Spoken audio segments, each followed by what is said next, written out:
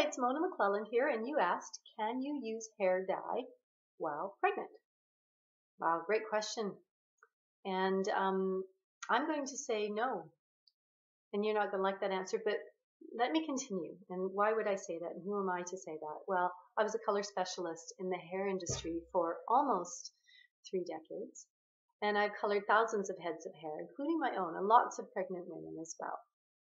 When I transitioned from that career, I took my training as a life and health coach.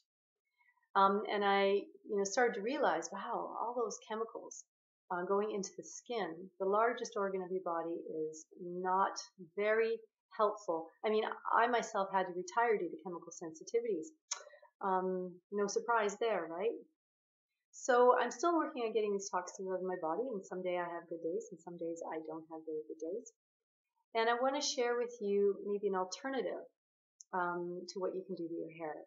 I had a client whose husband was a naturopath, and he said no, she could not color her hair while she was pregnant or nursing, which was probably 3 years with each child. And of course, she still wanted to look beautiful and color her hair because she had about 70% gray hair, and that meant every time her hair grew out, she had this white line. And that, of course, isn't going to make you feel very good while you're pregnant unless you wear a hat on your head the whole time. So if you've ever seen somebody have their hair foiled for highlights, well, I took those foils and I painstakingly sectioned off very small sections of her hair, especially through the crown, around the temples, where people see where the gray's coming out. And I made slices of hair. So I picked up the hair and I made a slice rather than a highlight, and I laid it on the foil, and then I would paint right from the scalp on top of the foil, fold the packet up, and I did this all over her head. She looked like a Christmas tree. There's so many foils in her hair. And it took a lot of time, and it was more money because of how long the service took, but she got her hair colored without the color being on her scalp. So there is one solution for you. Or you can just go and do highlights in your hair. As long as the color is not on your scalp, it's not going into your system.